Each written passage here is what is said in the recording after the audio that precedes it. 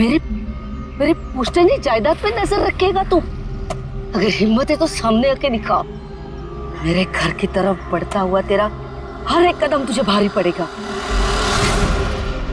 भारी पड़ेगा।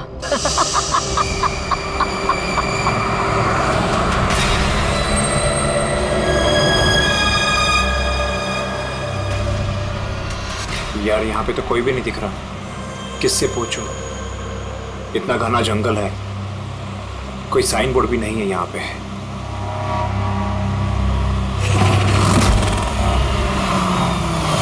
अरे भाई साहब, ये पिपलिया गांव का रास्ता यही है ना?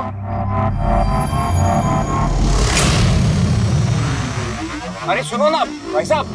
अरे बड़ा अजीब आदमी है।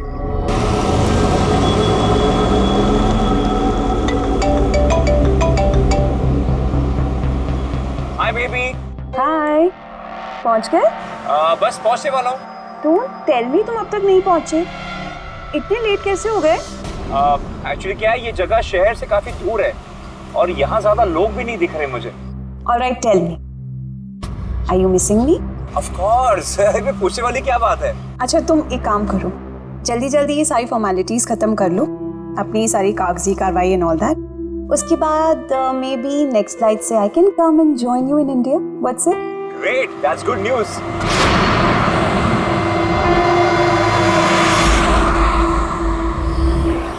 अच्छा बेबी, मुझे लग रहा है कि मैं पहुंच गया हूँ, वो मकान दिख रहा है मुझे।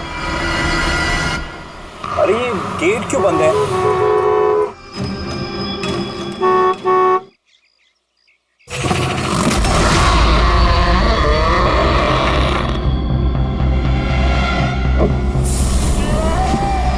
जी राय रंजीत के मकान में जा रहे हो?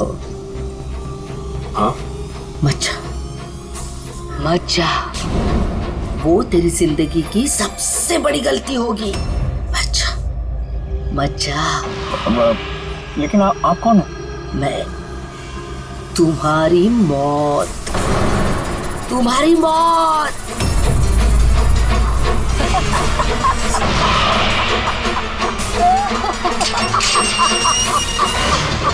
ए बुढ़िया, चल चल, अरे जा। अच्छा वरना तू भी मरेगा, मत जा वरना तू भी मरेगा, नमस्ते साहब, आप राज साहब हैं? हाँ हाँ हाँ हाँ। आइए। Hello Raj, Raj are you okay? कौन था? हाँ, अरे वंदना मैं ठीक हूँ, कोई नहीं था। और मैं पहुंच गया हूँ, ठीक है, बंगले पे। मैं कॉल करता हूँ तुम्हें। Okay, you take care. हाँ, I will speak to you soon. Bye bye.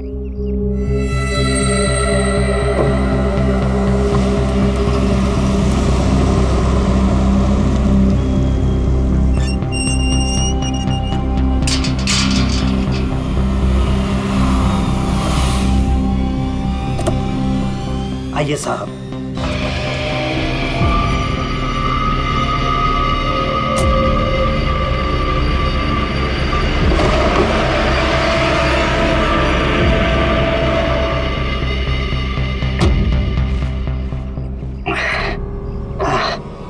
साहब, सफर में कोई तकलीफ तो नहीं हुई? नहीं, लेकिन वो औरत कौन थी?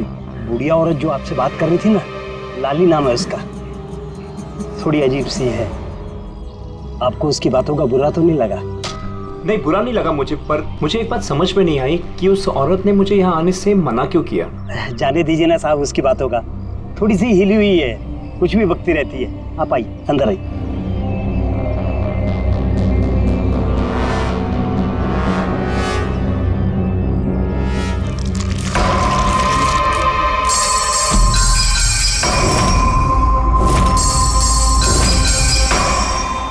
ये आदमी तो मुझे बीच रास्ते में मिला था। उसका नाम कमल है, यहाँ का माली। हमने सोचा अब आप यहाँ पर रहने वाले हैं तो क्यों ना बगीचे के जो रंग बिरंगे फूल हैं फिर से खिल उठाएं। अच्छा, आइए साहब।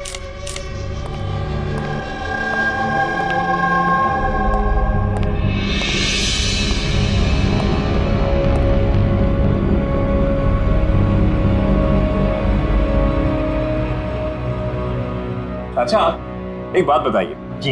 यहाँ कितने साल से काम कर रहे हैं आप? बस साहब ये समझ लीजिए कि मैंने बचपन में चलना यहीं से सीखा था, और अब इस घर से तभी जाऊंगा जब मेरी अर्थी उठेगी। साहब अब ये घर आपका है, कहीं आप मुझे नौकरी से निकाल तो नहीं देंगे? अरे नहीं नहीं नहीं चाचा, ऐसे कैसे बात कर रहे हैं आप? ऐसी कोई बात नहीं, बिल्कुल बेफिक्र रहिए। और इसमें इतने बड़े घर की देख रेख आपके सिवा और कौन कर सकता है? हाँ वाकई में आप बहुत नेक इंसान हैं। आइए।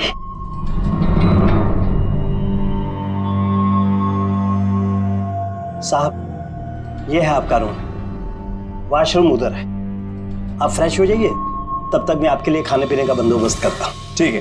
ठीक है साहब।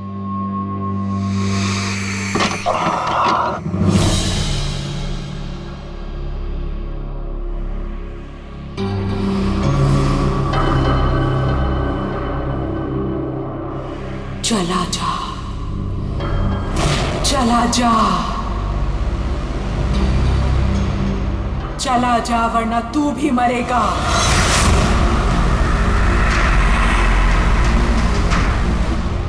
कौन?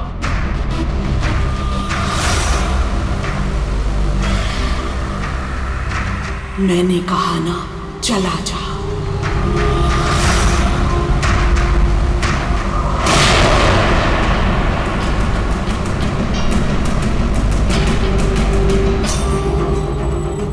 कौन है?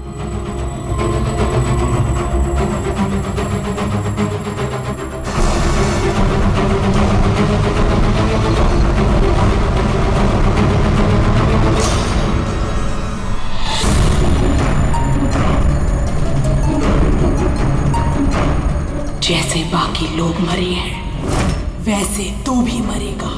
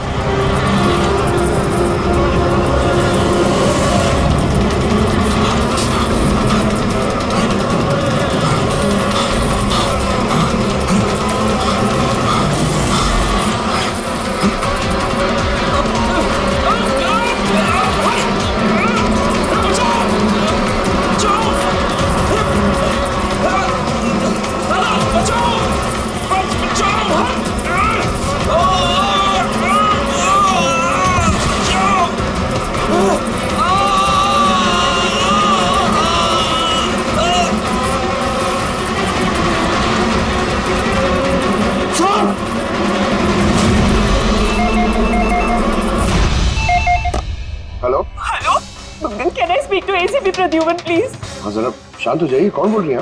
मैं कौन बोल रही हूँ, मुझे क्या काम है, मैं सिर्फ उन्हें बताऊंगी। Can you just make me speak to him right now, please? एक मिनट होल्ड करिए। सर, हाँ सर, फोन कॉल है। सर कोई लेडी है, बहुत रो रही है, कह रही है सिर्फ आपसे बात करेगी। Hello hello, ACP Pradyuman. हाँ मैं एसीपी प्रद्युमन बोल रहा हूँ। सर, हाँ कहिए। सर मैं वंदना बोल रही हूँ अमेरिका से। हाँ बताइए। सर मेरे साथ बहुत बहुत बहुत बुरा हुआ सर। क्या हुआ आपके साथ?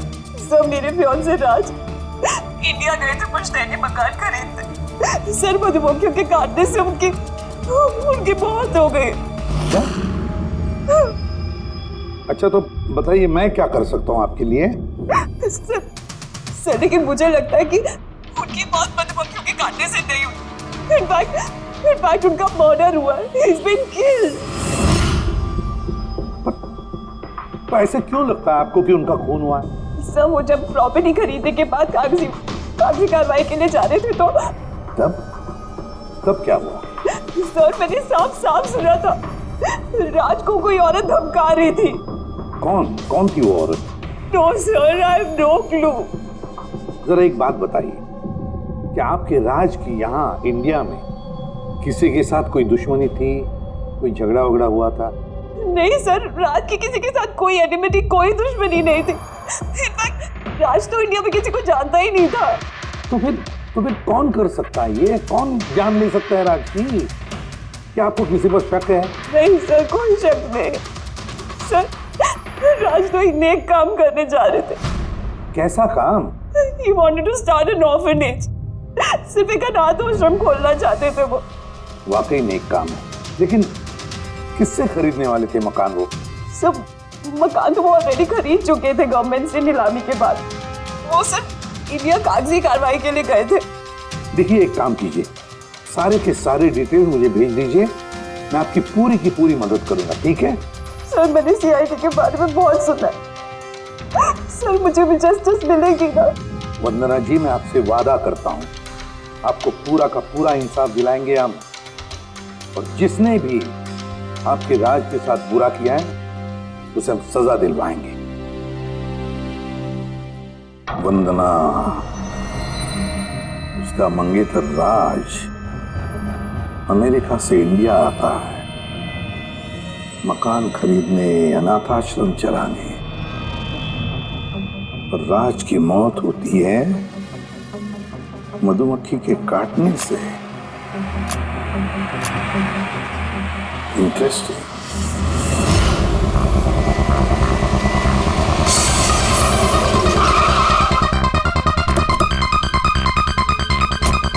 सर यही वही बंगला है जो राज ने सरकार से नीलामी में खरीदा था। अच्छी खासी प्रॉपर्टी लग रही है। आप देखभाल करते हो उस जगह की? जी हाँ, कहिए। कहेंगे आप, हम सिर्फ सुनेंगे। क्या मतलब? सीआईडी? क्या बात होगी सर? राज राकेश नाम के एक आदमी का खून हुआ है यहाँ पे। बहुत बुरा हुआ सर उनके साथ। उन्होंने ही सरकार से ये मकान खरीदा था। हाँ, उन्हीं की बात कर रहे हैं। उनका खून नहीं हुआ, मधुमक्खियों के काटने से उनकी मौत हुई है। मैंने खुद अपनी आंखों से देखा था। ये देखा होगा आपने, लेकिन यहाँ इस बंगलों में आने से पहले किसी औरत ने उन्हें धमकी दी थी। कुछ जानते हो उस औरत के बारे में? अच्छा, वो लाली साहब, वो बुढ़िया तो बेतुकी बेसर की बातें करती रहती है। आप उसकी बातों को गंभीरता से मत लीजिए। क्या गंभीरता से लेना और क्या नहीं, वो हम तय कर लेंगे। आप ये बताइए कि वो लाली, वो रहती कहाँ है? कहीं भी नहीं सर। कहीं भी नहीं मतलब? उस बेचारी का ना तो अपना कोई घर है और ना ही कोई अपना परिवार। बस दिन भर इधर उधर घूमती रहती है। नहीं, कहीं तो बैठती होगी, खाना वाना खाती होगी। कोई एक जगह होगी ना जहाँ पे वो रहती होगी ज्यादातर। हाँ, पास में एक तालाब है, अक्सर वहीं बैठी रहती है। अच्छा, दे क्या तुम इस लाली से मिल लो, तब तक इस मकान का चक्कर लगा लेता हूँ मैं। ठीक है, अब जरा वो जगह दिखाओ जहाँ पे खून हुआ था। आइए साहब। राज साहब यहाँ गिरे पड़े थे।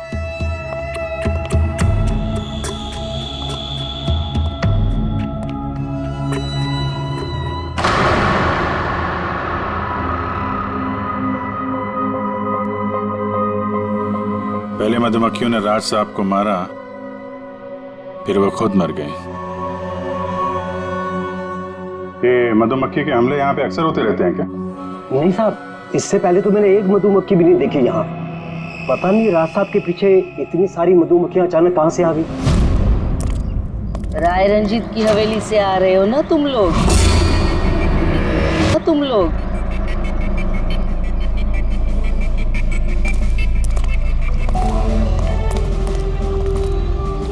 क्या कहा आपने? राय रंजीत के मकान से लौट रहे हो? आप कौन है? क्यों गए थे वहां? अपनी मौत को दावत देने गए थे? सर लगता है ये लाली है। आप लाली हो ना? हाँ, तुम्हें किसने बताया? तुम्हें राय रंजीत के जासूसों ने यहाँ भेजा? हाँ, उन्होंने ही भेजा है ना यहाँ पे। कौन कौन राय रंजीत? सांप था वो, सांप। उसने मेरी दादी को धोखा दिया, उन्हें अपने ही घर से धक्के मार के निकाल दिया। निकालो इसे बाहर। छोड़िए मुझे, मुझे मेरे घर से मत निकाल, मुझे मेरे घर से मत। शर्म आनी चाहिए तुम्हें रंजीत, तुम अपनी खुद की भाभी को घर से बाहर निकाल रहे हो। कम से कम अपने भैया का तो लिहाज किया होता। अरे उनका क्या लिहाज करना, उन्होंने खुद ही तो अंगूठा लगाकर ये घर मेरे नाम किया है। तूने उन्हें शराब पिलाकर धोखे से अंगूठा लगवाया था। अब क्यों किया, कैसे किया, इस गहराई में जाने से क्या फायदा। समझने वाली बात तो ये है कि ये मकान अब मेरा है और तू सड़क पर आ गई है। चलो निकालो इसे यहाँ से। तेरे हिस्से में ना सिर्फ घर नहीं आया है, एक मकान आया है, एक ऐसा मकान जिसके हर कोने में मेरी बदुआएं गूंजेगी। मैं तुझे श्राप देती हूँ, सिर्फ तू ही नहीं, इस घर का जो भी मकान मालिक बनेगा वो जिंदा नहीं बचेगा। मौत का खेल होगा यहाँ, मौत का खेल। अब तक कितने लोग मरे? वो सब लोग मर गए जिन्होंने वो मकान खरीदना चाहा। तुम लोग वो घर मत खरीदना, तुम भले लोग लग रहे हो, वरना तुम्हारी बीवी विधवा हो जाएगी।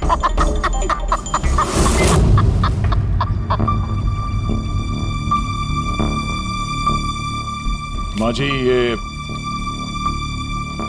ये कुछ पैसे हैं, काम आएंगे।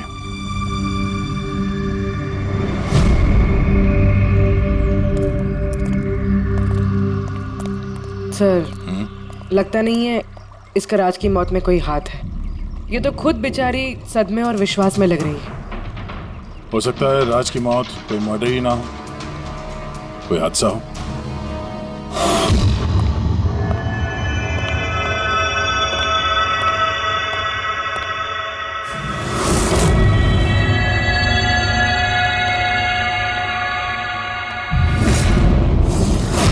अरे ये कमरा खुला कैसे है? ये तो बंद था। एक मिनट रुको, शायद राज ने खोला।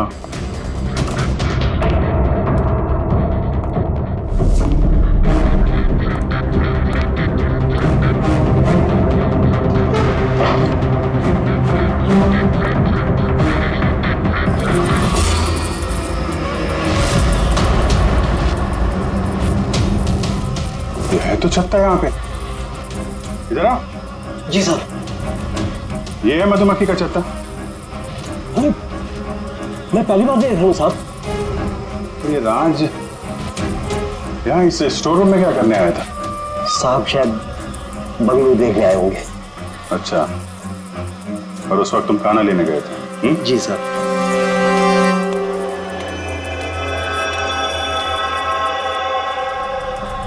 वो कौन है? वो कमल है साहब, यहाँ का माली। जब राज साहब की मौत हुई थी तो ये था यहाँ पे? जी हाँ था। कमल, इधर आओ, साहब बुला रहे। जी सर। कमल, जब राज साहब की मौत हुई थी तो यहाँ आसपास किसी अनजान आदमी को देखा था तुमने? कोई अजीब सी घटना हुई हो? नहीं साहब। तो ये छत्ता यहाँ पे है तो तुम्हें कुछ काम करने में परेशानी नहीं होती? मधुमक्खी ने काटा नहीं तुमको कभी? नहीं सर, मधुमक्खी तो तब काटती ना जब यहाँ कोई छत्ता होता। पहले तो मैंने छत्ता यहाँ देखा ही नहीं साहब। क्या बात कर रहे हैं? हाँ साहब, मैंने आपसे पहले कहा ना कि इससे पहले इस घर में हमने एक मधुमक्खी भी नहीं देखी। कमाल है, फिर ये छत्ता आया कहाँ से? और मधुमक्खियों ने राज को ही क्यों काटा? ये तो कोई एक्सपर्ट ही बता सकता है। आसान उनके क्या पता चला राज की मौत के बारे में? मौत कैसे हुई? बस इसकी मौत मधुमक्खियों की वजह से हुई है। यार तुझे पूरा यकीन है राज की मौत मधुमक्खियों की वजह से ही हुई है? हाँ बॉस, ये डॉक्टर ने जो रिपोर्ट बनाई है मैंने वो भी देख ली, इस राज का अच्छी तरह से चेकअप भी कर लिया। मुझे पूरा यकीन है राज की मौत मधुमक्खियों के डंक के जहर की वजह से ही हुई है। सर, बचपन में मुझे मधुमक्खी ने काटा था, मैं तो जिंदा हूं। हाँ सालू के साहब, पंकज पे जहर का असर क्यों नहीं हुआ? अरे पंकज को मधुमक्खी ने काटा था, मधुमक्खियों ने नहीं काटा था। बॉस अगर एक दो मधुमक्खी काटे तो बात समझ में आती है, लेकिन सैकड़ों मधुमक्खियां अगर हमला कर दे तो इट्स इम्पॉसिबल। मधुमक्खियों के डंक से साळुंखे कहता है कि राज की मौत मधुमक्खियों के डंक से हुई है, मधुमक्खियों के जहर से। और राज की मंगेतर वंदना कहती है कि राज का खून हुआ है।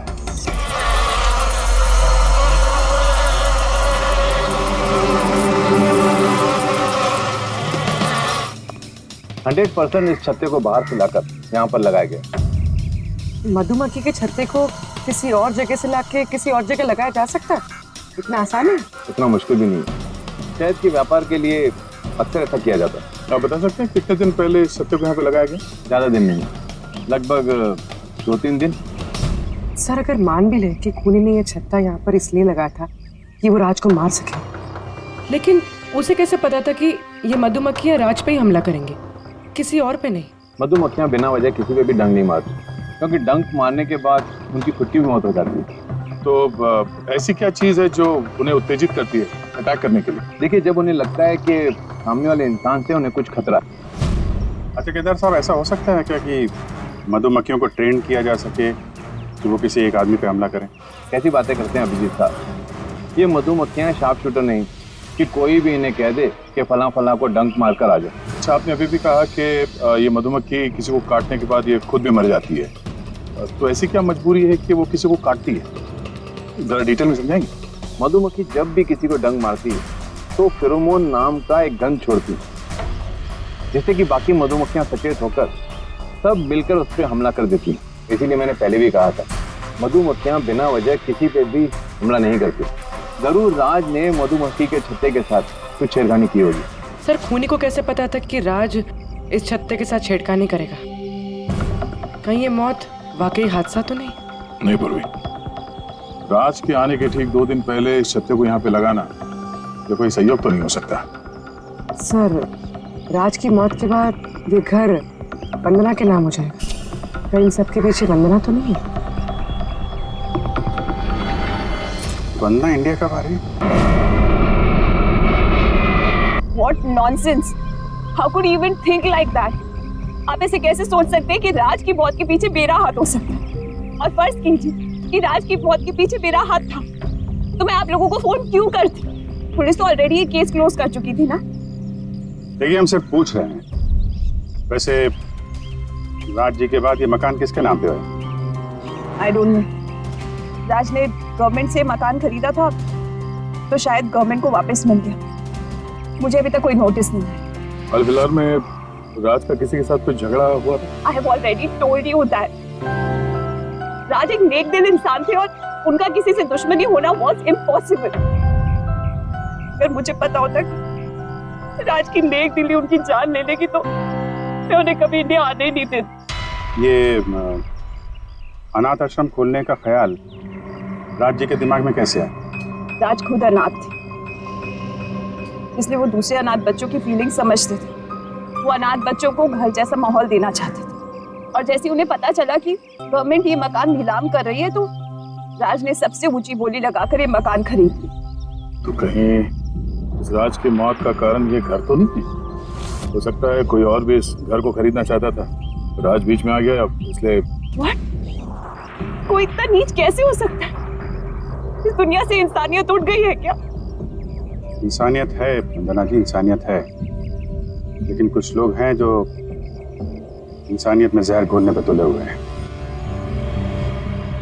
पता करते हैं किस किस को दिलचस्पी थी इस प्रॉपर्टी में।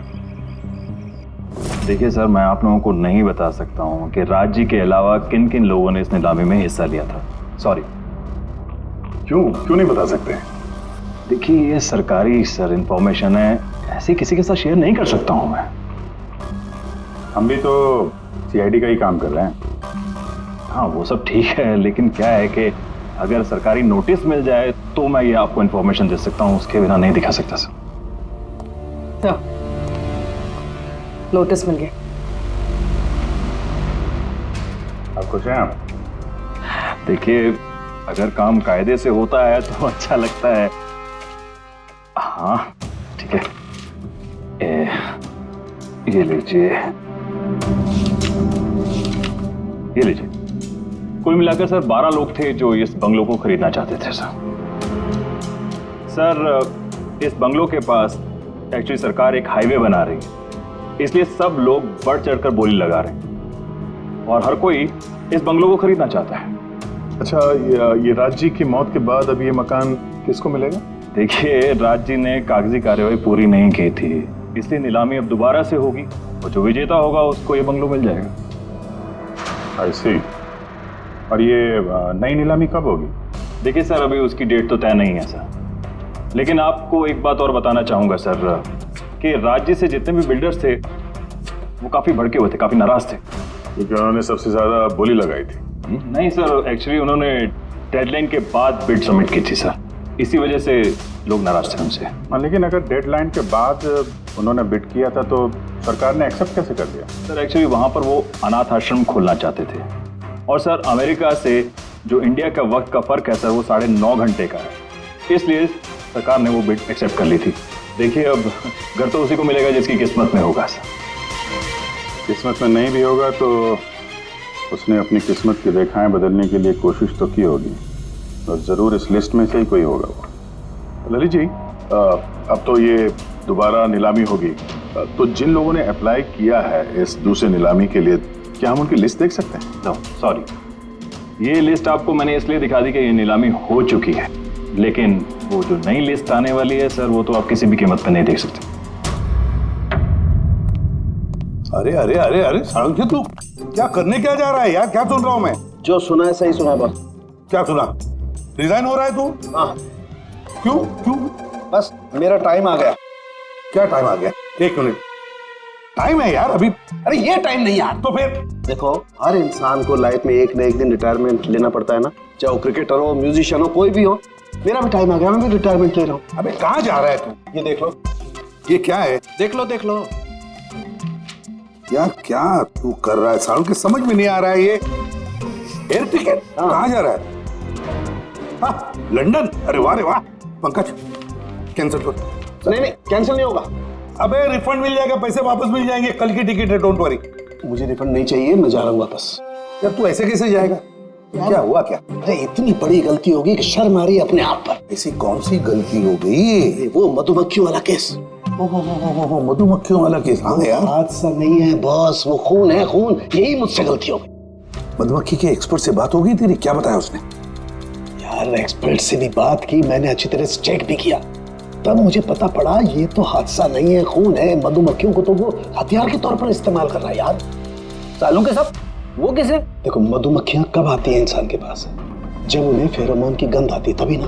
हाँ, जब उन्हें इंसानों से खतरा लगता है तब मधुमक्खियां इंसान के पास आती है, डंक मारती है। बस यार, यही मुझसे गलती हो गई। तो मैंने सोचा ही नहीं कि फेरोमोन तो बनाया भी तो जा सकता है ना यार। हाँ यार, फेरोमोन तो आर्टिफिशियली भी बनाया जा सकता है, लेबोरेटरी में, फैक्ट्री में।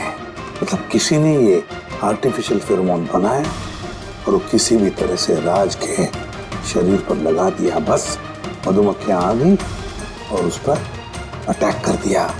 साळुंखे उठ उठ उठ, पिपलिया गांव चला जा। वहां पे जहाँ पे राज का खून हुआ, राज का सारा सामान चेक कर, पता तो चले ये फेरोमोन वहां पर आया कैसे और किसने इस्तेमाल किया ये फेरोमोन राज पर। Yes boss. ये रहा सर, राज का सारा सामान इस सूटकेस में।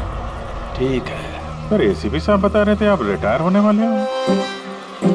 कब है आपका लास्ट वर्किंग डे? आपके लास्ट वर्किंग डे से 1 दिन के बाद। मतलब नहीं आ रहा है।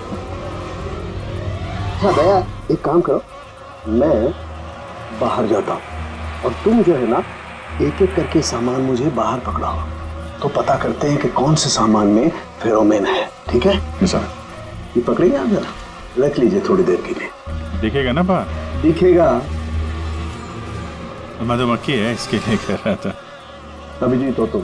हाँ। ये पूर्वी है। हाँ। ये दया। अरे दिख रहा है सर। तो फिर चलिए चलिए चलिए। संभाल के सर, संभाल के। लीजिए सर।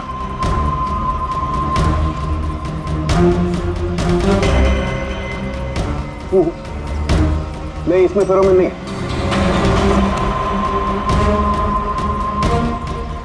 अरे सर संभल के। अरे कुछ नहीं, जिसमें फेरोमोन होता है उसी पर अटैक करती है।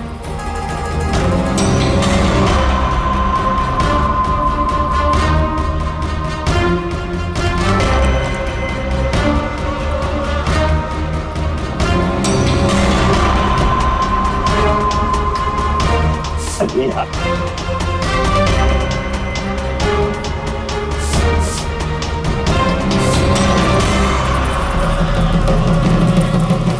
हरकत हुई, देखो देखो, अटैकिंग मूड में आई है ये मधुमक्खी, देखो।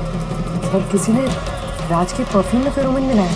अरे यार, ये मधुमक्खी ने मुझे काटा ना। सर आप निकलो यहाँ से। अरे यार, अरे पानी में जाओ, पानी में। पानी किधर है?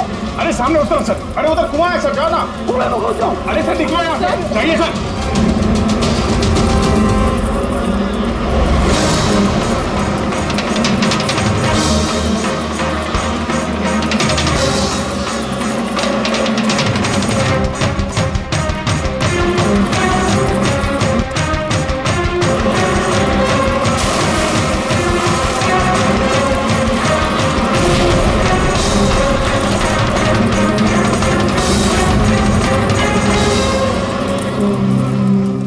आप ठीक हो सर? बाप रे बाप, ये मधुमक्खियां आपको रिटायर नहीं होने देंगी सर। बाहर निकालो मुझे। आइए आइए आइए सर। मधुमक्खी, अरे नहीं, आइए आइए आइए। हेलो जी, नमस्ते, कैसे हैं आप? जी मैं चंदूमल फंडूमल कंकेशवास।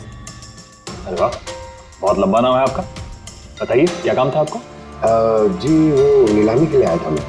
वो पुराना वाला बंगलो हाईवे के पास, वो खरीदना है मुझे। सर ऐसे नहीं खरीद सकते हैं सर, उसमें नीलामी होगी तभी वो जो जीतेगा वही खरीद सकता है। अरे तो पैसा लगाएगा ना, मैं पैसा लगाएगा। देखिए अब टाइम नहीं बचा है, सिर्फ 15 मिनट बचे हैं, आप लेट हो गए। अरे क्या बात कर रहे हैं सर, 15 मिनट में क्या क्या हो जाता है। ये देखिए ना, मैं तो ये बेड का लिफाफा भी लाया हूँ, ये देखिए। राकेश इधर रजिस्टर लेकर आ।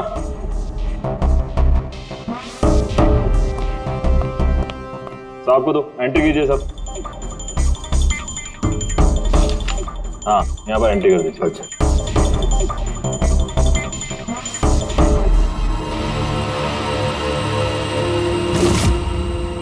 यहाँ साइन कर दीजिए लास्ट में। Good, light. अच्छा, वेरी गुड, ये तो अच्छा हो गया सर। वो बंगले का चाबी? और मजाक कर रहे हैं? अरे चाबी ऐसे थोड़ा ना मिलती। अरे भाई बोली लगेगी, नीलामी होगी, उसके बाद जो जीतेगा उसको मिलेगा। भाई क्या बात कर रहे हैं आप? बिड तो मैं ही जीतूंगा, ये पक्का है। भाभी और बच्चों को मेरा प्यार देना, ठीक है सर? Thank you. पता नहीं कहाँ से चले आते हैं, कमाल है।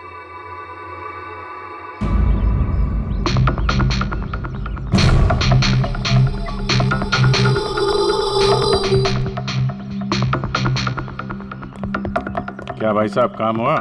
सर ये देखिए, चंदूमल फंडूमल कंकेशवास का कमाल। उठ जाओ पंकज।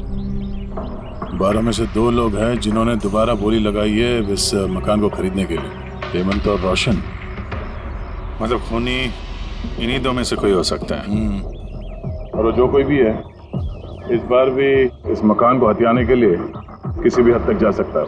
दोस्तों अब ये वक्त आ गया है कि बता दिया जाए कि नीलामी का विजेता आखिर है कौन। और मुझे बताते हुए बहुत खुशी हो रही है कि नीलामी के जो विजेता है मिस्टर रोशन। रोशन जी आपको बहुत बहुत बधाई। 1 मिनट, काय की बधाई हो? सबसे ज्यादा बेट मैंने लगाई थी, ये कैसे जीत गए? देखिए भाई साहब, आपको कोई गलतफहमी हुई है। सबसे ज्यादा बेट मिस्टर रोशन ने लगाई थी, इसलिए रोशन को मकान दे दिया गया। ऐसा हो ही नहीं सकता। मैंने बहुत ऊंची बोली लगाई थी, ये बेट मुझे मिलनी चाहिए थी। आप ऐसे ही बात कर रहे हैं सर, मैंने तीनों लिफाफे चेक किए हैं और चेक करने के बाद मिस्टर रोशन की कीमत सबसे ज्यादा थी, इसलिए मिस्टर रोशन को मकान दे दिया गया है। प्लीज कम ऑन यार, अब हार गए हो तो बच्चों की तरह रो मत। बिजनेस है, ऊंच नीच होती रहती है। बिजनेस में बेईमानी नहीं चलेगी। ये दिखाइए, आप पहले वो लिफाफे दिखाइए मुझे, अभी देख ले किसने कितने बिट करी है। दिखाइए दिखाइए दिखाइए, लाइए। मुझे भी चेक। नहीं नहीं नहीं, ये नहीं दिखा सकते, ये नियम के खिलाफ है। चीटिंग करना भी नियम के खिलाफ है। मैंने 7 करोड़ की बिट करी है, 4 करोड़। इनके अभी हेड ऑफिस से फोन आएगा और बोलेंगे कि मैंने सिर्फ 3 करोड़ लगाए। कोई फोन नहीं 4 करोड़ कम। आपके कहने से फोन आएगा। चलो उठाओ फोन, उठाओ तुम्हारा अभी। ये मुझे क्या करना है क्या नहीं करना है, ये आप मुझे नहीं बताएंगे। आप ललित जी, आप तो बड़े कायदे कानून की बातें किया करते थे और फोन भी नहीं उठा रहे हैं। भाई ये तो बहुत गलत बात है। आप ब्यूरो चलिए हमारे साथ। आप कहाँ खिसक रहे रोशन जी? आप हमें मिठाई नहीं खिलाएंगे? नई प्रॉपर्टी ली है आपने? आइए, आप भी आइए। आइए आइए। सर रोशन जी बिल्कुल ठीक बोल रहे हैं सर। सर रोशन जी का इससे कुछ लेना देना नहीं है। जो भी फ्रॉड हुआ है सर मैंने किया है। ये रोशन का जुर्म अपने सिर पर क्यों ले रहे हो? अच्छा खासा पैसा दिया है क्या रोशन ने तुम्हें?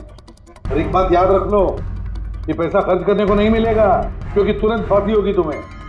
सर इतनी सी बेईमानी के लिए फांसी चढ़ा देंगे? नहीं नहीं नहीं, बेईमानी के लिए नहीं, खून के लिए। खून के लिए फांसी होगी। खून? किसका खून सर? राज राकेश का खून, जिसने पिछली नीलामी में वो घर, वो प्रॉपर्टी खरीदी थी। सर लेकिन मैंने किसी को नहीं मारा सर। सर मैंने नहीं मारा है सर किसी को। पता है इस रोशन ने मारा है। तो इसकी पोल खोल दो, वरना इसके पाप का मटका तुम्हारे सिर पे फूट जाएगा। सर ये क्या कह रहे हैं सर आप? मैं भला राज को क्यों मारूंगा सर? इस प्रॉपर्टी के लिए, और किस लिए? क्या कह रहे हैं आप सर? सर मैं मानता हूं कि मैं ललित के साथ मिलकर नीलामी में छोटी मोटी हेरा फेरी करता था, पर सर एक प्रॉपर्टी के लिए किसी का मर्डर थोड़ी कर दूंगा मैं। मतलब तुम्हारे कहने का मतलब है तुमने ये खून नहीं किया? नहीं सर। चल ठीक है, पूर्वी जरा परफ्यूम लाना।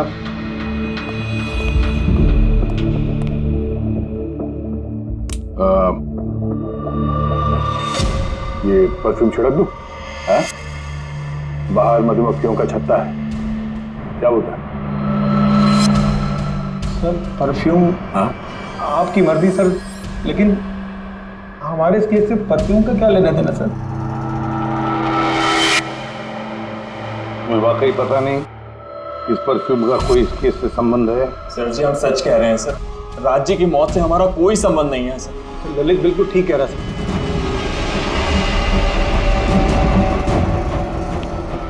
अगर ये खून रोशन ने नहीं किया तो फिर बचता है वही एक। इन कागज से साबित होता है कि तुम राय रंजीत के पोते हो। तुम्हारे पास तो बहुत बड़ी वजह थी इस मकान को वापस पाने के लिए, क्यों? देखिए, राय रंजीत का पोता होने से यह साबित नहीं होता कि यह खून मैंने किया है। हेमंत जी, खूनी कभी कभी अपने जुर्म के सबूत अपने साथ लेकर चलता है, जैसे तुम। मैं समझा नहीं। मैं समझाता हूं। ये रहे सबूत। कमाल है सालू के साहब, सेफ्टी सूट पहनने के बावजूद भी आप दोनों को मधुमक्खियों ने काटा।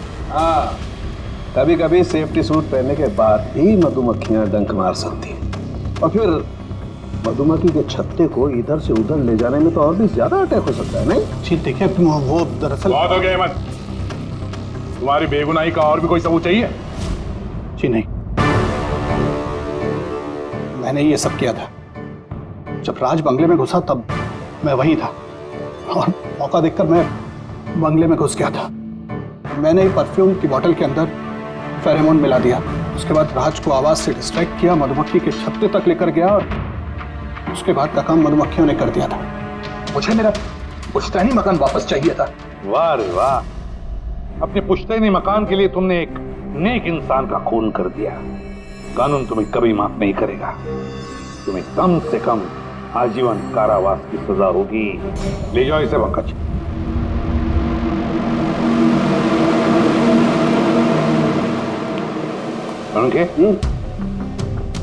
केस खत्म, रिटायर हो सकता है तू। मुझे रिटायर होना ही नहीं है। कल तक तो बोल रहा था रिटायर करूं। वो कल की बात थी। भगवान, मतलब पीछा तो नहीं छूटने वाला इस आदमी से अपना। हाँ, पीछा नहीं छूटने वाला है किसी का, किसी से नहीं। मुझे तुम्हारे बिना चैन नहीं और तुम्हें मेरे बिना चैन नहीं। ये लीजिए, सरकार ने बंगलो अब राज से आपके नाम करने का निर्णय लिया है। उम्मीद है कि अब आप मिस्टर राज के अनाथ आश्रम खोलने का सपना पूरा कर पाएंगे। राज के जाने के बाद मेरी लाइफ का यही मकसद रह गया है, उसका आखिरी सपना पूरा करना। But thank you so much Raj को जस्टिस दिलाने के लिए। हमने जो कुछ भी किया वो तो हमारा फर्ज था। आपको और कोई मदद की जरूरत हो तो हमें जरूर याद करिएगा। कभी कभी आते रहिएगा, उन बच्चों को भी आपसे इंस्पिरेशन मिलेगी। ये भी कोई पूछने की बात है? हो सकता है उन बच्चों में हमें कोई हमारा नया सीआईडी ऑफिसर मिल जाए।